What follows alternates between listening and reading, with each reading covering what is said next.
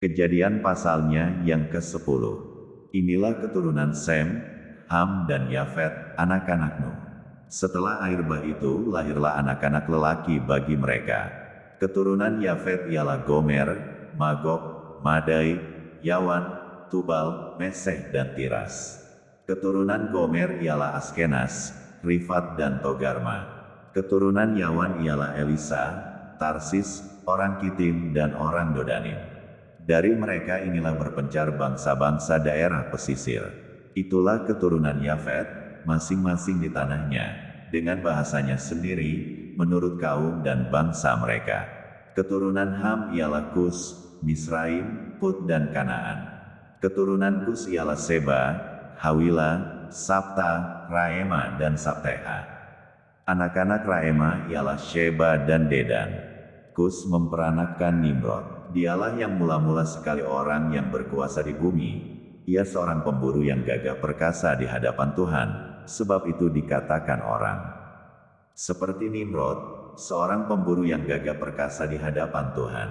Mula-mula kerajaannya terdiri dari Babel, Erek, dan Akad, semuanya di tanah Sinear.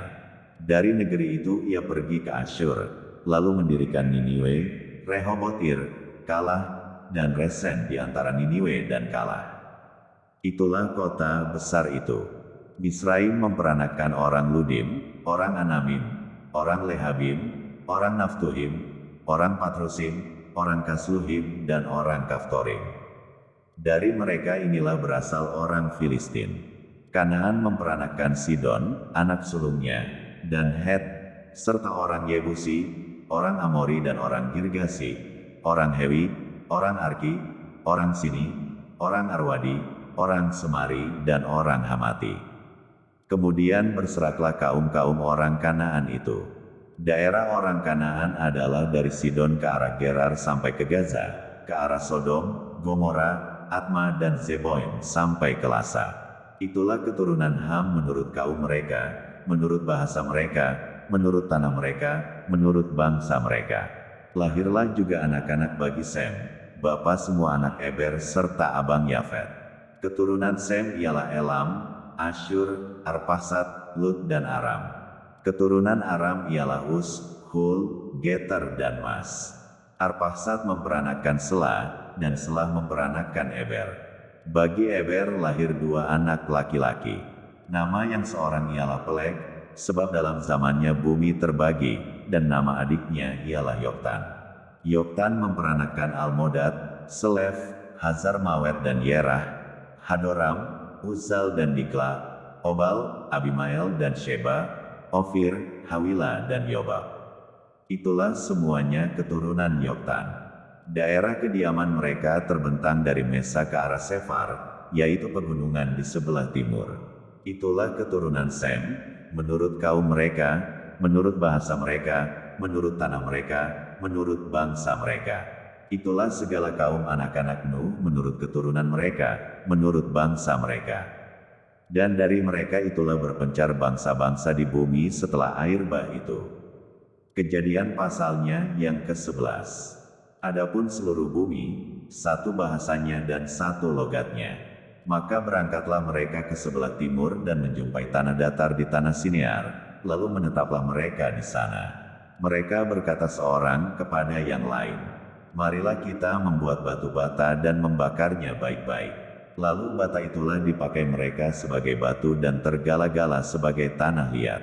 Juga kata mereka, "Marilah kita dirikan bagi kita sebuah kota dengan sebuah menara, yang puncaknya sampai ke langit, dan marilah kita cari nama, supaya kita jangan terserak ke seluruh bumi."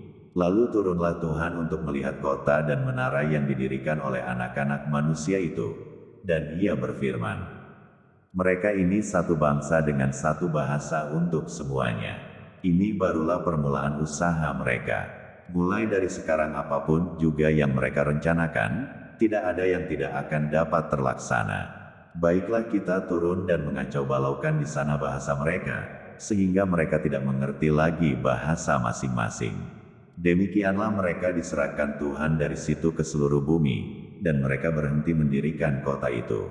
Itulah sebabnya sampai sekarang nama kota itu disebut Babel, karena disitulah dikacau balaukan Tuhan, bahasa seluruh bumi, dan dari situlah mereka diserahkan Tuhan ke seluruh bumi. Inilah keturunan Sem. Setelah Sem berumur 100 tahun, ia memperanakkan Arpaksad 2 tahun setelah air bah itu. Sem masih hidup 500 tahun.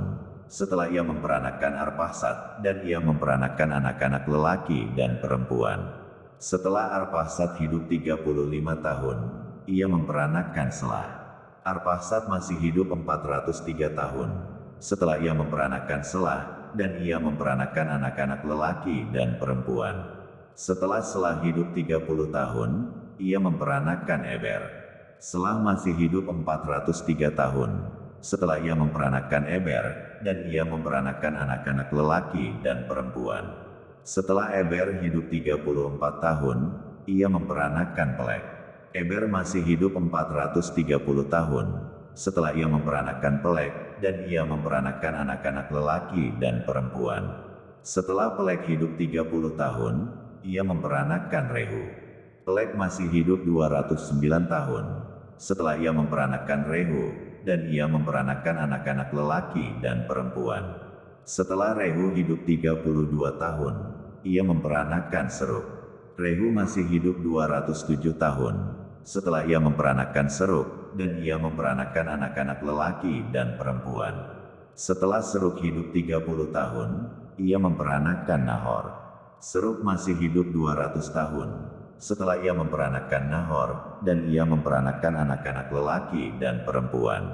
Setelah Nahor hidup 29 tahun, ia memperanakkan Terah. Nahor masih hidup 119 tahun. Setelah ia memperanakkan Terah, dan ia memperanakkan anak-anak lelaki dan perempuan. Setelah Terah hidup 70 tahun, ia memperanakkan Abram, Nahor, dan Haran. Inilah keturunan Terah. Terah memperanakkan Abram, Nahor, dan Haran memperanakkan Lot. Ketika Terah, ayahnya, masih hidup, matilah Haran di negeri kelahirannya, di Ur Kasdim.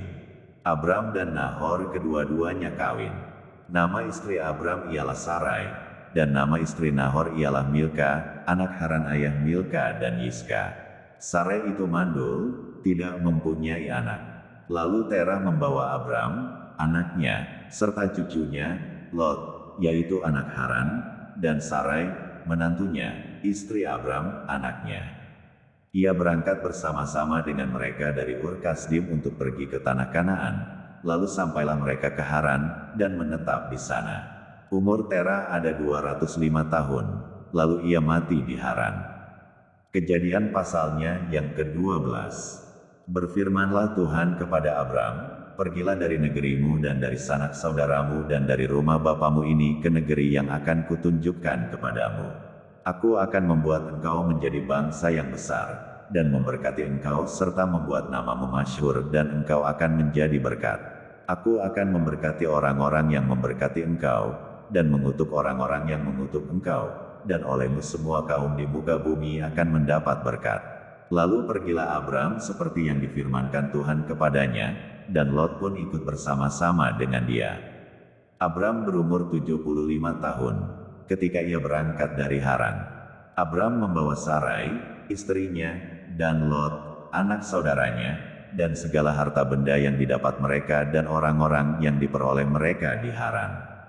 Mereka berangkat ke tanah Kanaan, lalu sampai di situ. Abram berjalan melalui negeri itu sampai ke suatu tempat dekat Sihem, yakni pohon tarbantin di Mor. Waktu itu orang Kanaan diam di negeri itu. Ketika itu Tuhan menampakkan diri kepada Abram dan berfirman, Aku akan memberikan negeri ini kepada keturunanmu. Maka didirikannya di situ mezbah bagi Tuhan yang telah menampakkan diri kepadanya. Kemudian ia pindah dari situ ke pegunungan di sebelah timur Betel. Ia memasang kemahnya dengan Betel di sebelah barat dan Ai di sebelah timur. Lalu ia mendirikan di situ mezbah bagi Tuhan dan memanggil nama Tuhan.